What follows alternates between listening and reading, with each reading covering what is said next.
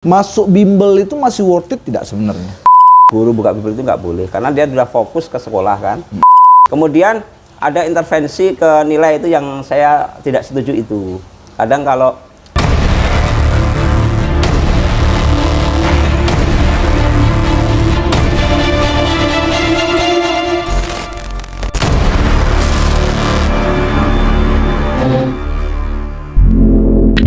Assalamualaikum warahmatullahi wabarakatuh. Selamat siang, selamat sore, selamat malam, selamat pagi, dan apa kabar Anda semua? Mudah-mudahan Anda semua dalam kondisi sehat dan tidak kekurangan suatu apapun. Ini masih awal tahun ini, masih di awal Januari, dan ini adalah Begesah perdana di tahun 2022. Mudah-mudahan kita doakan baik kami dan Anda semua nih di tahun ini akan tambah sukses. Amin. Dan lebih baik dari tahun sebelumnya. Amin. Amin. Jumpa lagi kita di Begesah. Di sebelah saya sudah ada seorang narasumber. Kita akan bincang-bincang mengenai dunia bimbel, bimbingan belajar. Namun sebelum kita Begesah nih, jangan lupa untuk terus mendukung kami, support kami dengan cara mengklik tombol subscribe di bawah nih. Klik. Dan jangan lupa tinggalkan jejak, like, komen, ataupun share apabila video yang kami sajikan ini dirasa bermanfaat. Oke, tak perlu panjang lebar. Assalamualaikum. Waalaikumsalam warahmatullahi wabarakatuh. Mas Bagus Supardiono, SPD, MSI. MSI. Benar ya? Yes. Mas Bagus ini adalah apa ya? Kalau di sini big boss atau manajer atau bagaimana? Manajer. Manajer ya? Manajer. Nah, Mas Bagus ini adalah manajer Primagama. Ya. Nah, Primagama ini waktu saya masih sekolah sudah ada ini. Ya. Dan sampai sekarang masih eksis. Ya. Benar Mas Bagus? Benar. Oke Mas Bagus, sebelum kita panjang lebar ngomongin Primagama ini kalau untuk di Baturaja kapan hadirnya? Primagama di Batu Raja itu awal tahun 2002. Ih, lama ya? 2002 sudah ada di Batu Raja. Sebelumnya kita sudah ada di Jogja pada tahun 1982. Ya. Oh, berarti memang ini embrionya dari Jogja Ya, awalnya? dari Jogja. Jadi untuk tahun 22 ini sekitar berapa puluh tahun itu? 38 tahun ya. Iya. 38 tahun ya Primagama berdiri. Wih. Ya. Di Indonesia terutama, tapi di Batu Raja. Kalau tahun 82 berarti hampir 40 dong? Ya, hampir 40 tahun. Ini 40 tahun. 40 tahun bener. Seumur saya itu. Benar, iya. 82 benar. Berarti kalau untuk di Baturaja Primagamanya keberapa ini? Primagama yang di Batu Raja itu sudah cabang yang ke berapa? Udah cabang ke 100. Tapi memang Primagama Batu Raja itu lebih awal dari wilayah-wilayah yang lain, lebih awal sih. Itu jadi kita ada di urutan ke 182 kalau nggak salah. Se-Indonesia? Se-Indonesia. Se-Indonesia. Berarti di bawahnya ada lagi dong? Masih ada lagi banyak. Masih ada lagi banyak. Ini berarti Mas Bagus ditugaskan di sini artinya dari pusatnya ya? Iya, dari Jogjanya. Oh, ditunjuk Dari begitu Jogja. ya? Iya, dari Jogja. Kita diarahkan, tapi tetap melalui survei dulu kan. Survei daerah, survei pendidikan ya. Dunia pendidikan di daerah ini ternyata Batu Raja memang luar biasa. Saya anggap jumlah sekolah juga sudah memadai. Dari tingkat PAUD, TK, SD, SMP, SMA itu sudah layak untuk adanya bimbingan belajar seperti itu. Artinya kalaupun melalui survei tidak semua daerah di sekitar Oku ini ada Primagama dong? Ya, enggak semua. Berarti sih. selatan sama timur nggak ada? Selatan sama timur, tengah timur ada, tapi karena memang kualitasnya di sana pengelolaannya kurang bagus, akhirnya memang Primagama yang mempunyai wewenang untuk mengambil alih. Oh. Ambil alih dari pusat untuk Oku Timur pada waktu itu. Oh. Iya. Ada berapa mata pelajaran nih yang diajarkan di sini? Hampir semua mata pelajaran kecuali olahraga dan agama. Kecuali olahraga dan agama? Dan agama ya, keterampilan kita nggak ada. Tapi yang sains, fisika, kimia, matematika itu masuk. Ya. Oh, yang sifatnya untuk diujikan secara nasional ya, mungkin ya? Untuk yang IPS itu kan bahasa Indonesia, bahasa Inggris, ekonomi tetap ada. Jadi kan jurusan, tergantung jurusannya. Kalau memang siswa itu membutuhkan jurusan IPA, kita siap ke IPA. Kalau IPS kita siap IPS, seperti itu. Apalagi ini yang kelas 12 kan mau masuk program SNMPTN, SBMPTN. Ini memang harus kita persiapan dari sejak awal. Karena kalau mau masuk SNMPTN itu kan melalui jalur khusus, Iya. jalur tanpa tes, itu seleksi dari sekolah sih. Seleksi dari sekolah itu memang dibutuhkan, terutama matematika, bahasa Inggris itu luar biasa yang harus dikuasai oleh anak-anak kita. Itu bisa ke IPS, bisa ke IPA. Karena kalau IPS itu kan ada matematika juga sekarang kan, IPA apalagi. Iya. Bahasa Inggris juga seperti itu. Itu yang harus dikuasai sejak awal. Terutama kelas 10, kalau mau masuk perguruan tinggi negeri terutama, itu yang harus dikuasai itu. Diingat-ingat dua itu aja. Bahasa Indonesia sama bahasa Inggris. Kalau memang mau masuk ke kedokteran, tambahan ada fisika, ada biologi, seperti itu. Kalau mau FISIP, itu kan bahasa Inggrisnya, kemudian ekonominya ditingkatkan, seperti itu juga. Itu. Nah, kalau kita bicara peringkatnya, kalau zaman-zaman saya sekolah dulu, Primagama ini termasuk bimbel yang cukup ternama ya.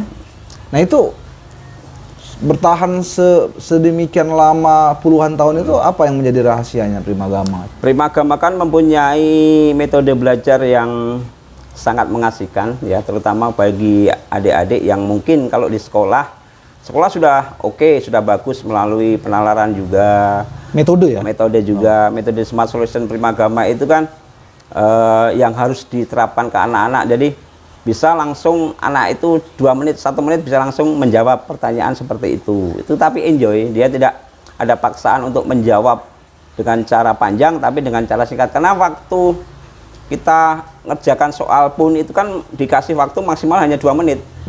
2 menit satu soal. Kalau matematika itu luar biasa, sangat dikit kalau 2 menit. Nah, itu kalau kita mau masuk ujian ke sana, ujian nasional maupun SNMPTN itu nggak cukup waktunya. Dan dengan cara penalaran itulah, dengan Smart Solution itu harus kita berikan ke anak-anak. Smart Solution? Smart Solution. Oh, jadi yang diunggulkan metodenya? Metode belajar itu. Oke. Artinya kalau untuk bicara peringkat ya, di antara beberapa lembaga bimbel lainnya itu, Primagama ini masuk ke peringkat kemana nih? Primagama itu kan nggak ada gantinya, maksudnya urutan pertama itu kan Primagama, kemudian kedua, ketiga, keempat baru mungkin ya Ganesha Operation seperti itu. Nah, nanti yang ke bawahnya banyak lagi. Iya. Jadi kedua, ketiga itu ya masih Primagama lagi, maksudnya seperti itu. Itu. Primagama ada semacam apa namanya produk lain nggak nih? Atau hanya memang khusus di bimbel? Primagama itu sekarang kan ada beberapa produk termasuk homeschooling Primagama juga, terus Primagama English ada juga. 2 itulah produknya. Sama tes penalaran melalui sidik jari ada juga. Saat ini ya? Melalui sidik jari ada juga. Tapi kalau untuk di Batu Raja memang Primagama bimbel? Bimbel. Oh. Sidik jari kita masih ada kendala teknisnya, belum kita upgrade lagi. Itu karena setiap tahun, nggak setiap bulan harus di-upgrade. Itu luar biasa juga. Jadi kemampuan anak itu kan didukung oleh otak, penalaran otak kanan, otak kiri. Itu kita dengan tes itu sangat bisa dilihat. Jadi anak itu nanti umpamanya SD, SMP, nah SMP itu sudah dilihat. Nanti anak itu mau masuk ke jurusan IPA atau IPS sudah dilihat dari awal. Itu. Jadi kalau orang tuanya ragu-ragu, dengan tes sidik jari itu sudah bisa melihat, udah anak saya terutama jangan dipaksakan kalau orang tua. Kalau anak itu memang ke IPS, ya memang jalur dia IPS. Jangan dipaksakan anak itu untuk bisa IPA. Itu karena nanti kesulitan orang tua pada waktu SMA, pada waktu perguruan tinggi itu malah justru akan menjadikan bumerang bagi anak. Gitu. Jadi tidak enjoy, malah justru tidak tepat. Ya, tidak tepat bagi anak sendirilah. Kurang begitu fokus untuk belajarnya, salah satunya akhirnya nilainya ya kurang begitu maksimal kan, seperti itu. Untuk biaya tergolong gimana? Tergolong mahal nggak sih Primagama ini kalau kita mau kursuskan anak di sini sebenarnya? Ya kalau Primagama itu dibilang sangat terjangkau sih kalau saya. Sangat terjangkau. Ya sangat terjangkau. Okay. Karena kan tergantung durasi waktunya kan. Waktu kita kan oke, anak itu kelas 12 SMA atau SMA saja. SMA itu masuk 3 kali seminggu ya. Seminggu masuk 3 kali. Ya, seminggu masuk 3 kali. Itu yang formal, yang harus masuk. Tapi anak itu boleh datang setiap saat untuk konsultasi pelajaran. Oh. Setiap saat konsultasi pelajaran datang aja ke Primagama, atau PR yang belum dikerjakan bisa datang ke Primagama untuk dikonsultasikan, nggak dikerjakan maksudnya. Dikonsultasikan gitu. Itulah semacam Layanan. Ya, layanan kita seperti salah satunya itu. Kemudian ada layanan yang mungkin membuat anak-anak kita itu di luar rumah maupun di luar sekolah, pin kerja tim kita punya dengan cara yaitu pelatihan kepemimpinan ada, terus mengasah otak kanan otak kiri ada juga seperti itu. Oke. Nah, kita ke era sekarang nih.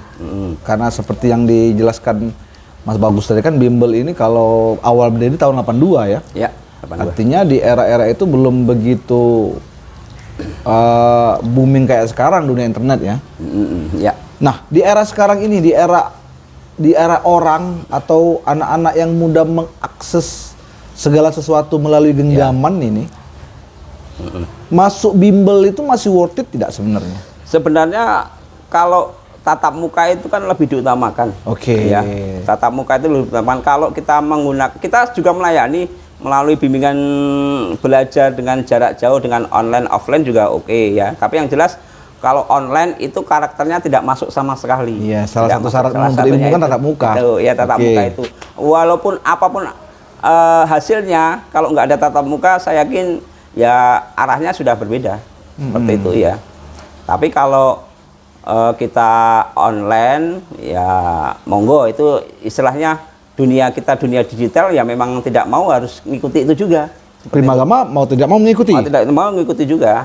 Itu juga. Tapi kita tetap menerima dengan offline juga gitu loh. Tapi saya utamakan offline kalau saya. Nah, seiring itu, apakah Primagama ini dalam kondisi statis ataukah dalam kalau bicara grafik ya saat ini dalam kondisi statis ataukah naik ataukah mengalami penurunan? Dan kapan nih sebenarnya era kejayaannya? Kalau dilihat dari era pandemi ini, memang kita hampir semua jasa pendidikan memang turun semua kan. Kita kan turun ya, kita sempat turun. Kalau kejayaan kita ya dari tahun 2082 itu ya selama Covid inilah yang kita turun kan.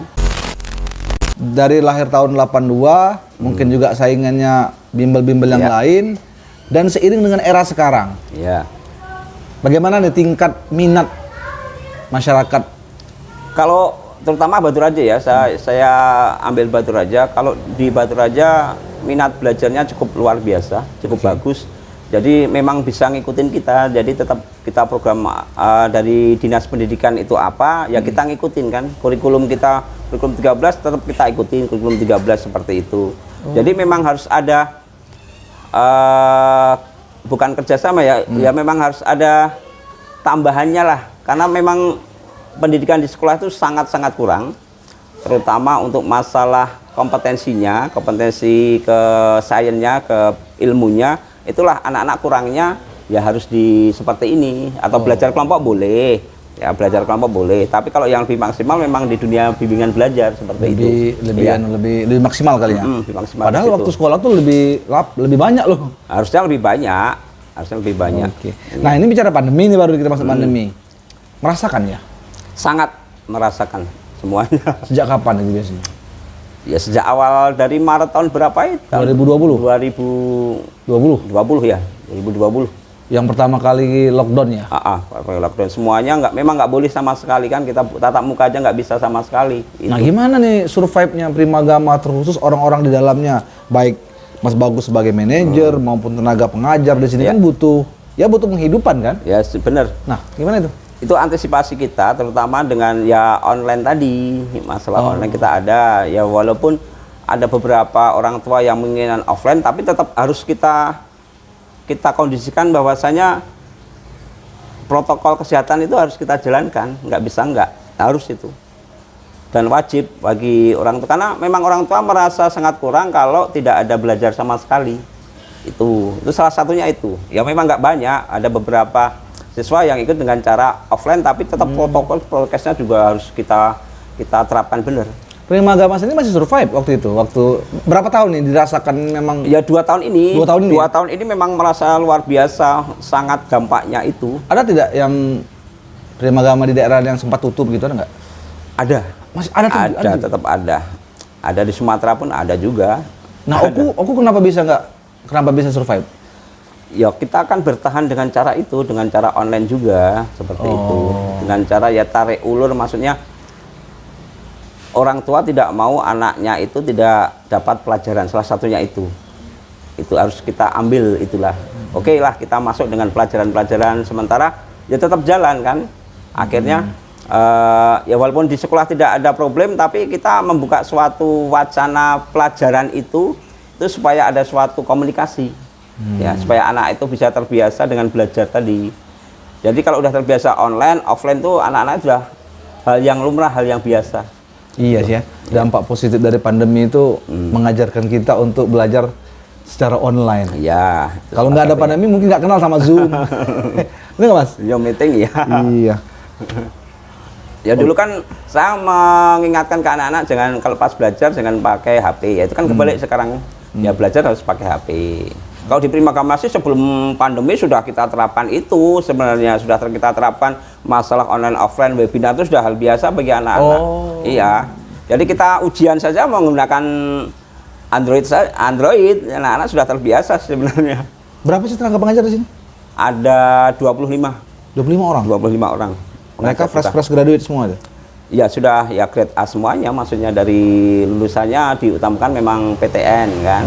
Tapi yang diutamakan memang kalau yang PTS ya memang kualifikasinya harus kita upgrade terus. Artinya masih muda-muda lah mereka ya? Alhamdulillah masih muda-muda. Oke, nah di saat sekarang nih, ini kan kita sudah mulai pemulihan lagi nih, baik kondisi walaupun ada ancaman ya katanya gelombang ketiga lah. Gimana nih? Kita mengantisipasi dengan cara awal dan lebih awal. Memang kita nggak bisa menghindari yang namanya belajar dengan online ya. Itu salah satunya. Tapi karakter kalau online memang tidak masuk. Bagaimana supaya itu ya kita memang kadang kita harus mendatangi siswa, itu memang harus kan, kita datangi sekolah bagaimana problem atau enggak, ada problem kendala atau enggak. Ya memang harus ada komunikasi terus, nggak bisa enggak. Ya caranya seperti itu. Supaya ya belajar, namanya belajar itu long life education itu kan belajar sepanjang hayat memang harus ada. Terutama memang harus ada tatap muka. Itu ya bagaimana supaya kita terbiasa dengan protokol kesehatan anak-anak seperti itu. Instruktur seperti itu juga. Itu. Kalau untuk jumlah apa siswa ya kalau di sini bahasanya apa nih? Siswa. Ya. Siswa sekarang bagaimana nih kondisinya? Siswa alhamdulillah sejak selesai suntik atau bahkan apa vaksin kemarin alhamdulillah udah mulai semester 2 inilah, karena semester 1 kemarin kan masih ada keraguan dari sekolah kan mau dilanjutkan atau enggak untuk tatap muka, tapi sekarang udah dibuka walaupun dengan cara shift-shiftan, tapi sekarang udah mulai inilah masuk terima rapot ini kan mulai sekarang, apalagi yang mau masuk perguruan tinggi negeri ini. Perguruan negeri itu tahun kemarin sama sekali nggak ketemu sama dosennya, mungkin untuk tahun ini sudah ketemu seperti itu kan. Oh iya, ngomong-ngomong jenjangnya ini dari SD sampai ke SMA? SD sampai SMA. SD kelas 3 SD sampai kelas 12 SMA. Itu kelas 12 SMA aja yang mau masuk perguruan tinggi negeri itu kita siapkan juga.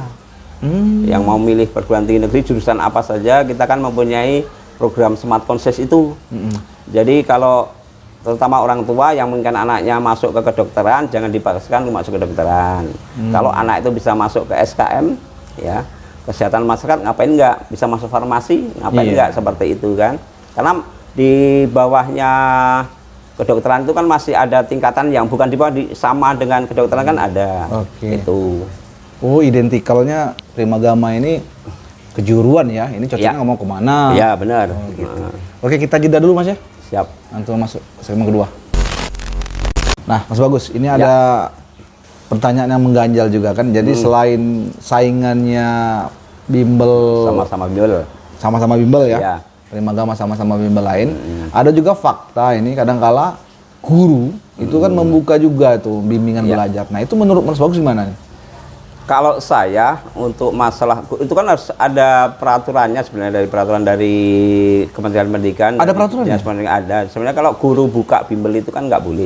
Nggak boleh? Guru buka bimbel itu nggak boleh karena dia sudah fokus ke sekolah kan. Salah satunya itu, kemudian gaji sudah ada dari sekolah seperti itu.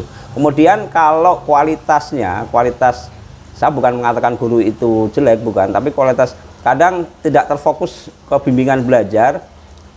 Buka di rumah umpamanya kan, guru-guru buat rumah, tapi pas ada kegiatan tersendiri itu meninggalkan itu, tidak fokus kan. Itu tidak fokus guru itu. Kemudian ada intervensi ke nilai, itu yang saya tidak setuju itu. Kadang kalau ada di sekolahnya ada bimbel ya, kemudian orang tua, kemudian guru itu di rumahnya juga buka bimbel, kemudian kadang kalau bimbel ke tempat saya, nilai itu nanti akan istilahnya berpengaruh lah pada nilai. Dipengaruhi ke nilai seperti itu kan. Berarti intervensi yang dimaksud itu ada pemaksaan harus ikut bimbel dia. Harus ikut untuk bimbel dia itu. Ada faktanya kayak gitu? Sebenarnya fakta-fakta di lapangan sangat banyak, sangat ada juga. Kadang ya orang tuanya pun harus ikut dengan gurunya kan seperti itu, karena takut dengan nilai tadi. Berpengaruh. Itu sudah banyak informasi-informasi ke orang tua, ke saya sudah banyak banget itu. Mas, saya itu kalau nggak ikut gurunya di sekolah nanti saya takutnya nilai anak saya seperti itu. Itu juga.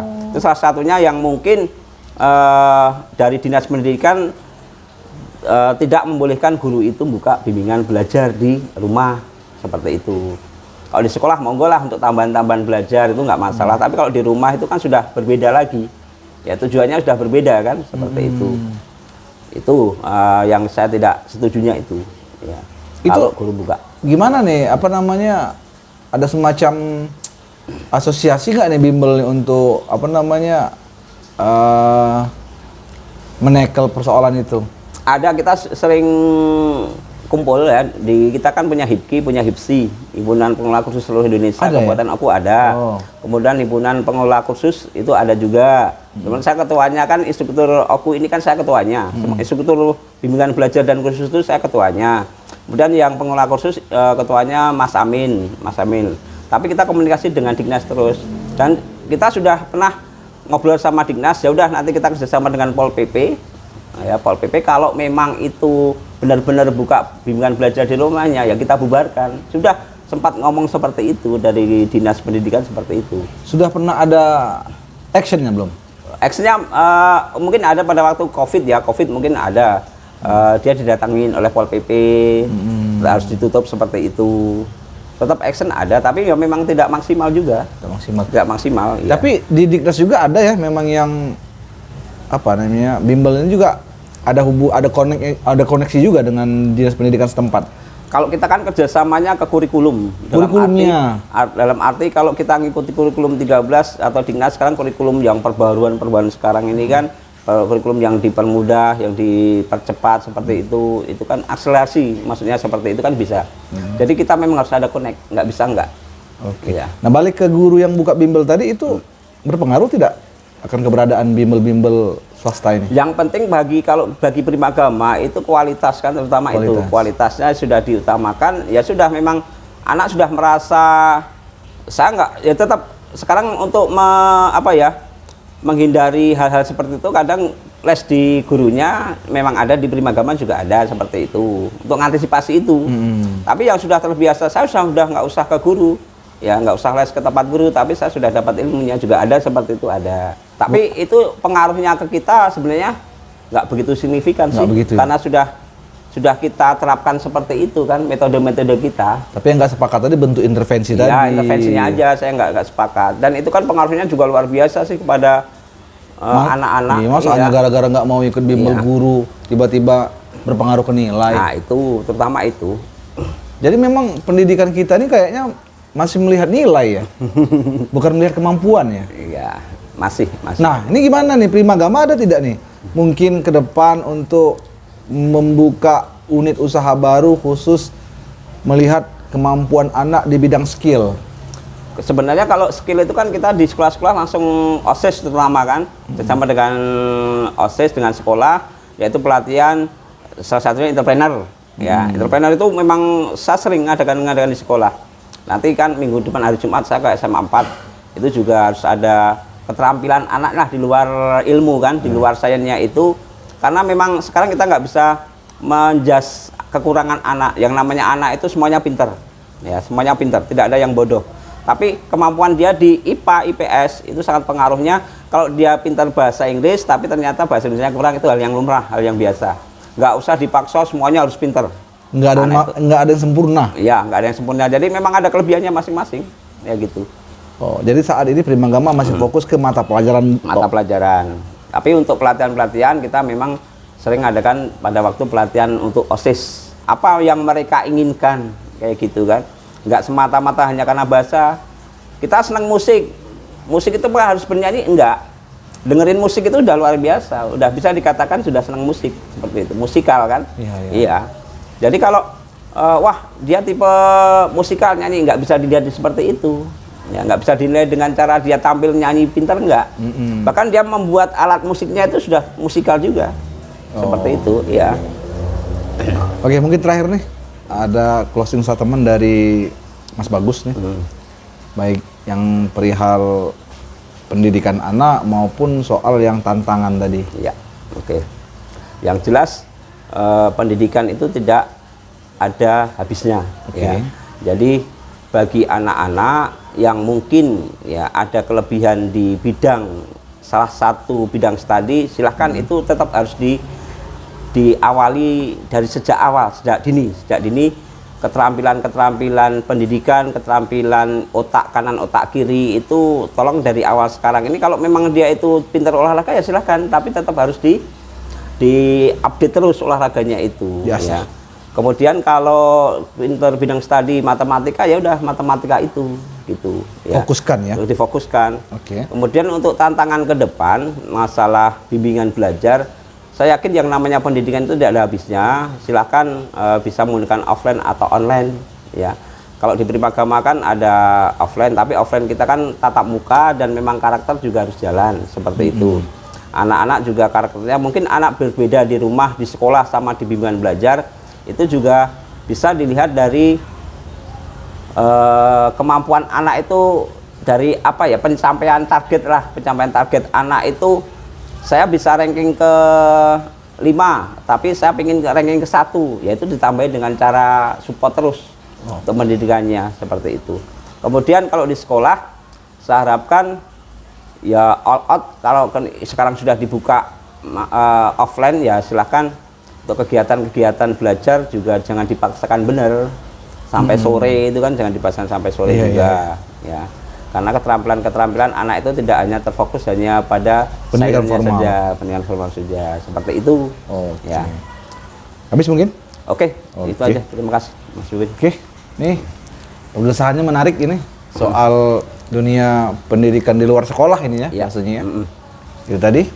Mudah-mudahan ini pergesahan kami dengan Mas Bagus Suparjiono SPD MS ini ada nilai-nilai manfaatnya. Dan kami ucapkan Mas Bagus terima kasih nih. Sama-sama. Telah berbagi kisah, telah berbagi cerita, dan telah saling mengisi. Dan kita akan jumpa lagi di episode bergesah lainnya. Kami akhiri dengan ucapan wabillahi taufiq wal hidayah. Assalamualaikum warahmatullahi wabarakatuh. Waalaikumsalam warahmatullahi wabarakatuh.